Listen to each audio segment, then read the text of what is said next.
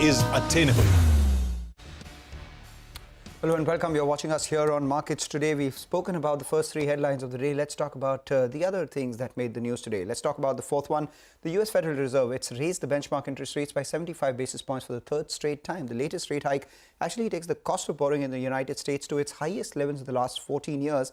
And the Fed has also signaled more rate hikes, probably till March next year, as it battles to tame inflation. Prashant Nair joins in with the 10 key takeaways from the Fed's commentary. Prashant.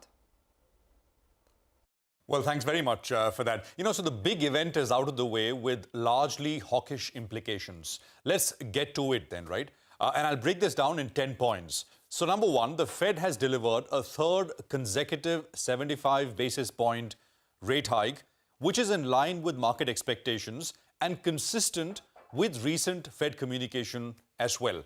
Number two, while there were no major changes to the statement, the summary of economic projections showed a sharp increase higher in the federal Fed funds rate.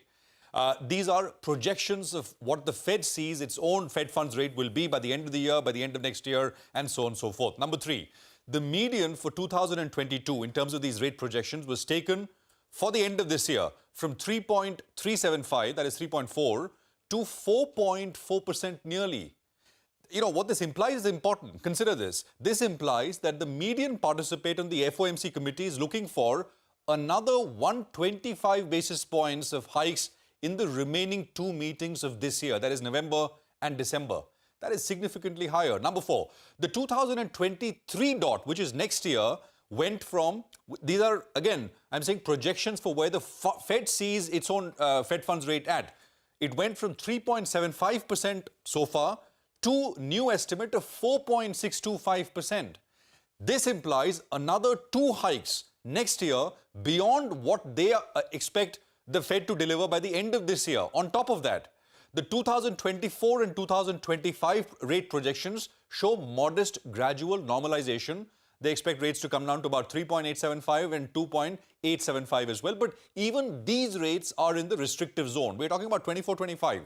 Number five, Fed Chair Powell's first answer to the question in the press conference was prefaced by him with this comment. But even before he took the question and began answering, he said, "The main message for me has not changed at all since Jackson Hole," end of quote. So he wanted to make sure that there is absolutely no confusion what the focus for the Fed is, which is fighting inflation and bringing it down to 2%. Number six, these are economic forecasts now. Just like there are rate projections, there are economic projections as well.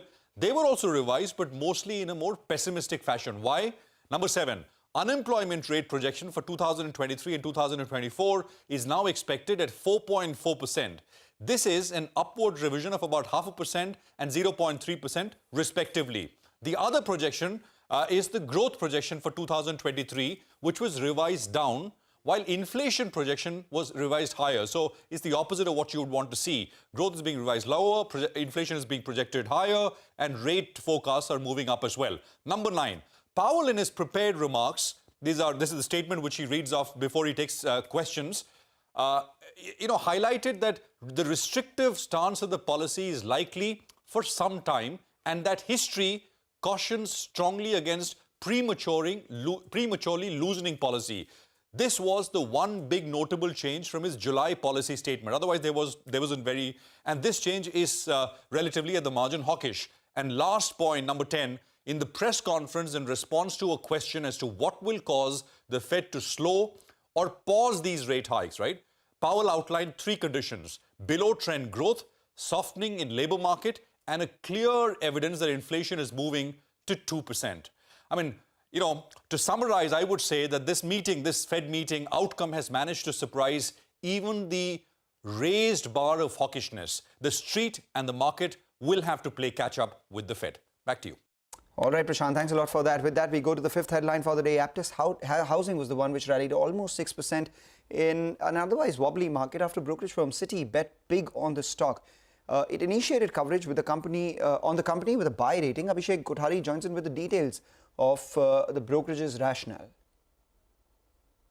Citi has initiated coverage on Aptus Value Housing with a buy recommendation and a target price of 425 per share. They say that it's a highly profitable, affordable housing leader in terms of giving small ticket size loans to affordable housing segment. It has demonstrated quality underwriting as the credit cost has been below 20 basis point pre-COVID, and even during COVID the peak credit cost was around 86 basis point. So good execution should ensure CAGR on loan front of about 29% between FY22 to 24. Pricing power and efficient cost would structurally help in strong ROAs for the company. So they build a 60 basis point decline in net interest margin over FY22 to 24, given the fact that there will be high share of home loans as well as leverage which will kick in. So they expect an ROA of 7.4% and ROE of 16.5% for FY24. They have said that core geographies are underpenetrated, which gives scope for growth, as well as the fact that companies also foraying into new geographies which will offer growth to them. Back to you.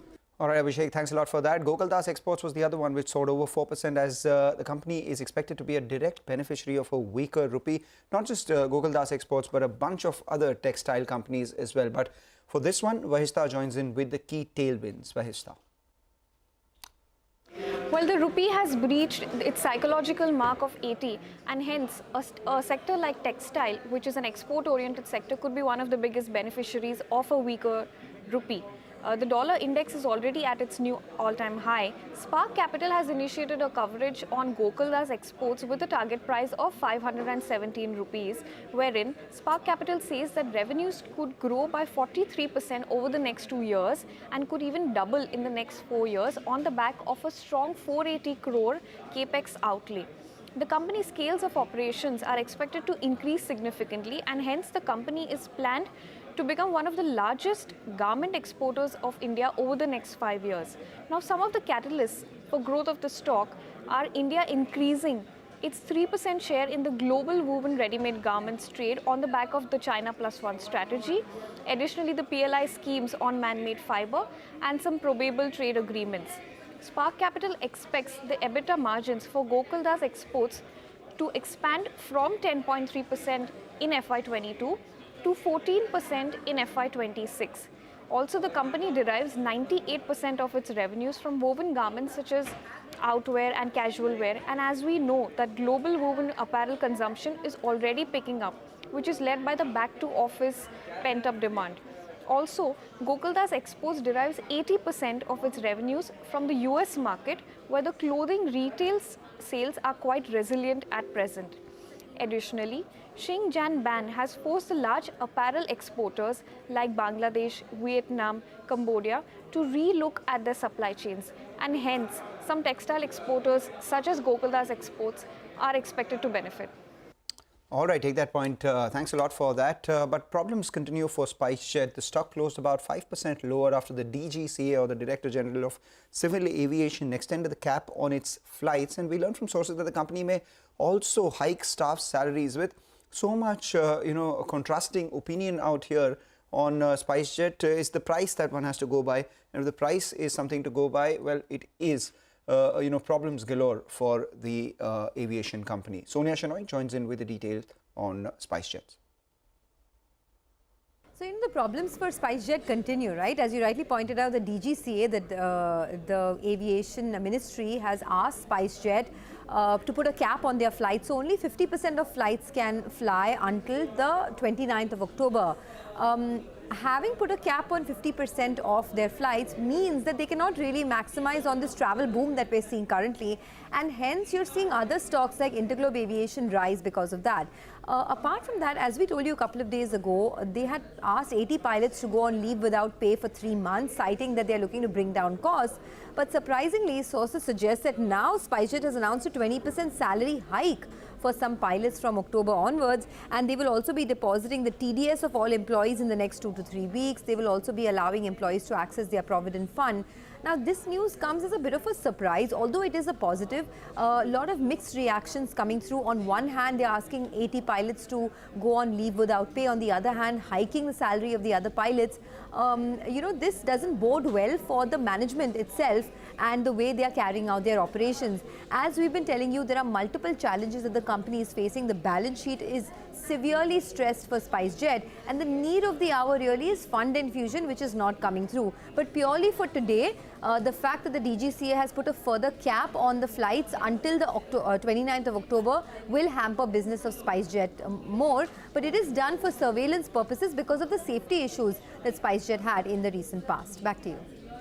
Sonia, thanks a lot for that. With that, we're out of time on this edition of Markets Today. Thank you so much for watching. Stay tuned to CNBC TV18. More news and updates will continue.